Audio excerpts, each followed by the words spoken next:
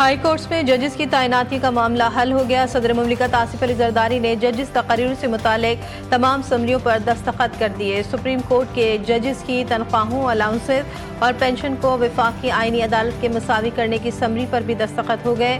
ہارون اختر کو وزیر اعظم کا مشیر برائے صنعت و پیداوار مقرر کرنے کی منظوری بھی دی گئی۔ صدر مملکت نے 10 سمریوں پر دستخط کر دیے۔ امریکی بحریہ نے پوری آبنائے ہرمز کو بارودی سرنگوں سے صاف کر دیا۔ ٹرمپ کا دعویٰ اوول آفس میں صحافیوں سے گفتگو کرتے ہوئے امریکی صدر نے کہا، اس وقت آبنائے ہرمز کا کنٹرول صرف امریکی بحریہ کے پاس ہے۔ ہماری ناکہ بندی ناقابل تقصیر رہی ہے، یہ فولادی دیوار کی مانند ہے۔ امریکہ سفارتکاری میں ناکامی کے بعد پابندیوں کا سہارا لیتا ہے۔ ایرانی وزارت خارجہ کے ترجمان اسماعیل بقائی کا کہنا ہے کہ امریکی وزیر خزانہ نے اقتصادی پابندیوں کے ذریعے ایران کا دم گھوٹنے پر فخر کا اظہار کیا۔ یہ امریکہ کی پابندیوں کے جنون کی ایک واضح مثال ہے۔ ایران کے سپریم لیڈر مجتبیٰ خامنئی نے 6 ٹاپ ملٹری کمانڈرز مقرر کر دیے۔ کمانڈرز کی تعیناتی جنرل اسٹاف پاسداران انقلاب پر بسیج میں کی گئی۔ احمد وحیدی میجر جنرل کے عہدے پر ترقی پا کر اسلامک ریولیوشنری گارڈز کورپ کا کمانڈر ان چیف مقرر۔ مصطفیٰ عزدی ان کے نائب ہوں گے۔ ریئر ایڈمرل علی عظیمائی IRGC نیوی کا کمانڈر مقرر۔ حسین طائف کو مسیج فورس کا سربراہ مقرر کیا گیا۔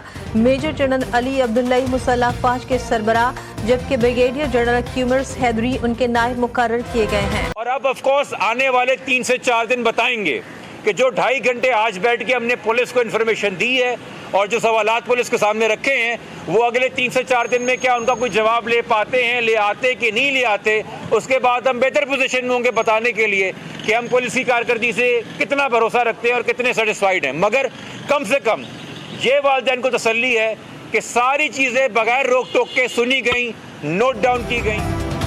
سندھ حکومت سے کسی بہتری کی کوئی امید نہیں۔ میر رضا قتل کیس میں حقائق سامنے لانے والوں کو نشانہ بنایا جا رہا ہے۔ گزشتہ 11 روز میں جس سرکاری افسر نے اپنا کام کیا، تنقید اسی پر ہو رہی ہے۔ ڈاکٹر سمیہ کو تنقید کا نشانہ بنانا ناانصافی ہے۔ مقتول میر رضا علی کے وکیل جبران ناصر نے کراچی میں میڈیا سے بات کرتے ہوئے کہا، میڈیکل بورڈ عدالت کے حکم پر قائم کیا گیا۔ چند افراد نے جلد بازی میں کیس کو خودکشی قرار دینے کی کوشش کی۔ ہمیں انتظار ہے نئی تحقیقاتی ٹیم کیا نتائج سامنے لاتی ہے۔ کراچی کے تاجر میر رضا قتل کیس میں بڑی پیش رفت۔ میر رضا کے معدے میں تیزاب کی موجودگی کے شواہد، ہاتھوں اور پیروں پر بھی تیزاب کی موجودگی کے اثرات۔ عجائب اقوا کے قریب موجود گیسٹ ہاؤس پر پولیس نے تالے لگا دیے۔ گیسٹ ہاؤس میں کام کرنے والے 6 افراد زیر حراست۔ کیس سے متعلق اب تک 21 افراد کو حراست میں لیا گیا۔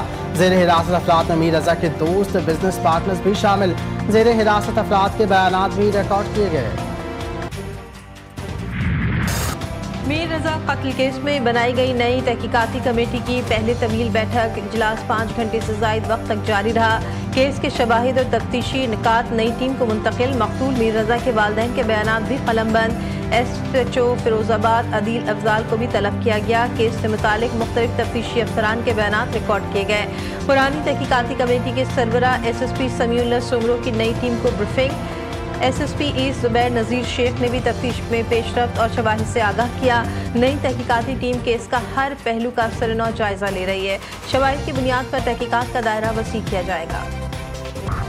IG سندھ جاوید آرا موڈو نے میر رضا قتل کیس کو انتہائی حساس قرار دے دیا۔ کہا کہ اس کے اصل محرکات تک پہنچنا مقصد ہے۔ میڈیکل بورڈ کی مختلف رپورٹس کے باعث کیس پیچیدہ ہوا۔ سرنو تحقیقات کے لیے نیا میڈیکل بورڈ تشکیل دے دیا گیا ہے۔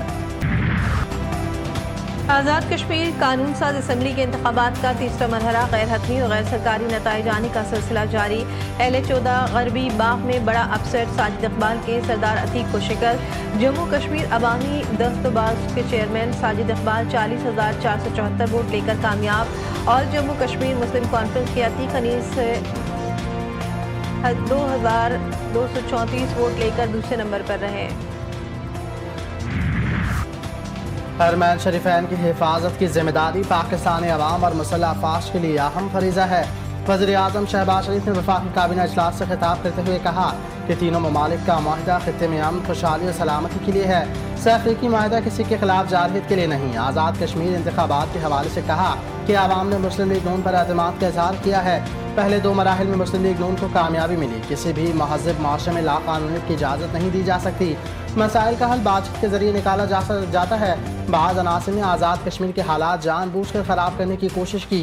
किसी को भी बदअमनी और अनारकी फैलाने की इजाज़त नहीं दी जाएगी। मक्का दिफाई मुआहदा ईरान के लिए खतरा नहीं। ईरान के पाकिस्तान, तुर्की और सऊदी अरब के साथ गहरे ताल्लुकात हैं। मुआहदे पर तशवीश की कोई वजह नहीं। मक्का मुआहदे से मुताल्लिक़ क़यास आराइयों पर ईरान की वज़ाहत। ईरानी वज़ारत ख़ारजा के तर्जुमान इस्माइल बक़ाई ने न्यूज़ कॉन्फ्रेंस में कहा, खित्ते के ममालिक समझ चुके हैं सिक्योरिटी ऐसी चीज़ नहीं जिसे झूठे ब्रोकर से ख़रीदा जा सके। खलीजी ममालिक ईरान के खिलाफ हमलों के लिए अमरीका को अपनी सरजमीं इस्तेमाल न करने दें। अबूरी मुआहदे की खिलाफ वर्जियाँ जारी रहने तक अमरीका के साथ बातचीत नहीं होगी। कराची में पुलिस वर्दी में मलबूस 5 मुसल्लह मुल्ज़िमान की ताजर से डकैती। कोरंगी क्रॉसिंग पुल के करीब मुल्ज़िमान सदर Karachi mobile and electronic dealers association Minhaj गुलफाम से 28 लाख रुपए मालिक का सामान और 10 लाख रुपए नकदी लूट कर फरार हो गए।